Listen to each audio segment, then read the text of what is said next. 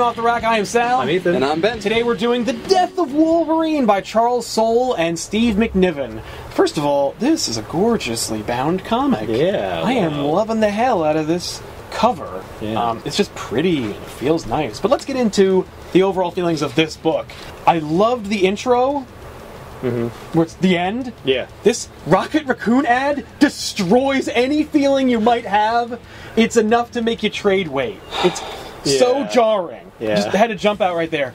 That said, really quick, just as far as the printing goes, I love the sketches in it. Like, it feels like a really like pristine, like absolute edition of a book, but in a monthly. Yeah, it's a book. You get like dialogue balloons. You get to see like the background. You get to see the original like sketches. There's some real great shit in here. Yeah, And they're actually how trying much to is make that? it an event. Yeah. How much is that book? This book is $4.99. Yeah, that was as much as Earth 2, with the holographic cover. Yeah.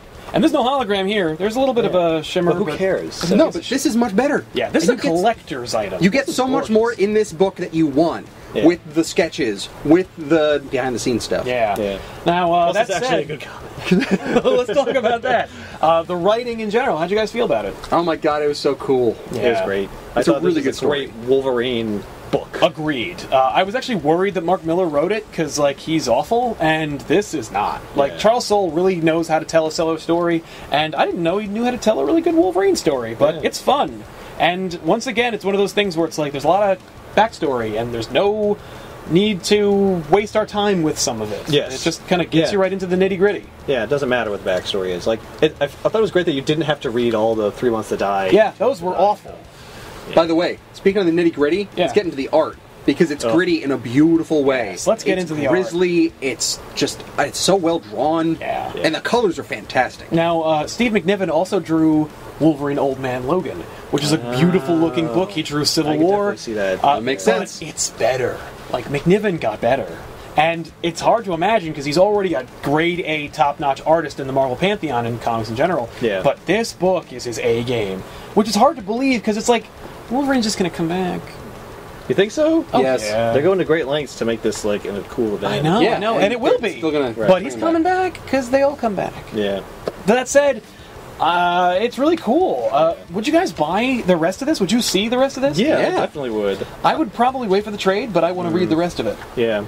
Yeah, I just loved... I might buy these everything- as they are. Yeah? Oh, yeah.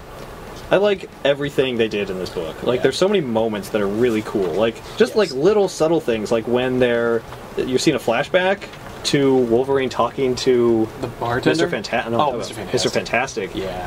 And he's describing like why Wolverine doesn't work as a character. All I could think of was you when I was reading that issue. It's like it would be you'd get poisoning. You get bacteria in your hands if you use your And like if you don't have healing factor, that would actually harm you. Exactly. And were you in Nagasaki? Like You're irradiated.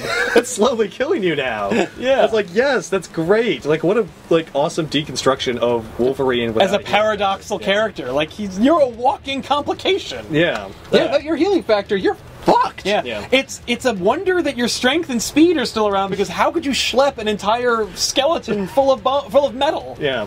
It's Awesome. amazing. Yeah. Yeah. And just the fact that you had Mr. Fantastic talking to Wolverine, and he even acknowledges, like, we're not really the best of friends. No, I love that. By the way, every injury that Wolverine has in this book is so amazing. Oh, you see it, and it stays with him. Yep. That's really... And you can almost feel it. Oh, when he beats this guy up, and holy crap. Yeah. So gross and It awesome. is.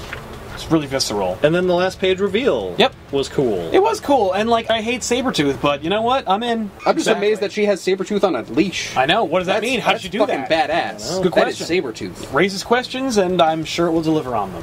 How would you guys overall rate Death of Wolverine #1? Oh my god, this is a 9. Yeah. This is a really fucking good book. Yeah. Yeah. I mean, like, also 9. I think it's a 9. As far as it's a death event book. You know what? Knows how to do it. It's learned from its predecessors. It's doing new things. It's trying out. It's pulling out all the stops. Yep. And I gotta give him credit for that.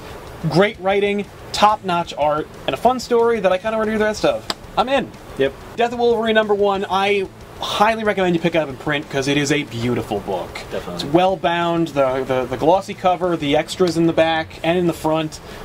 Just gorgeous overall. It sucks if we get any ads in them that kind of rip you out. Yeah. That's the only thing that's keeping me from a 10 for me, was that stupid Rocket Raccoon ad. And it's funny because there's not many ads in this book. No. I don't know why they put one right there at the beginning. I know, it's so weird. They probably thought, well, let's get it out of the way. Yeah, let's get it Maybe done. they didn't know that they were going to do this thing with the cover, which is so awesome, which is ruined completely by the Rocket Raccoon ad. Yeah. You know, I don't know. I mean, they're probably thinking, well, we could put just another black page. Yeah. Why would we do that? But let's put Raccoon on it. Let's put a Rocket big, Raccoon on it. terrible-looking Rocket Raccoon. It's the only ad in this book, I think. It should have just had the You're right. end Yes. on both pages. Kind of like snicked. Yes. Yeah. Yeah. Oh, no, there's another one right at the end, so they did like the first and last page. Yeah, that makes sense. Yeah. I mean, it sucks that they had to do it. I bet the author and the artist on this hate that ad. Oh, I bet they're looking at that like, what the hell? Have you Yeah, done I'm to sure my that book? it ruins the book for You me. took out all the ads. There's no ads, and then there's one right there. Right there. At one of the most impactful places at the beginning. Yep. There you go. It's a recommend from us. Check it out at your local comic book store. I want to thank you all for watching. Don't forget to like and subscribe. I'm Sal. I'm Ethan. And I'm Ben. You just watched Off the Rack. Keep that one off the rack. Yeah, Yeah. we're going Take to it buy home. that and We're take it gonna- home. Exactly. Yeah, but not really.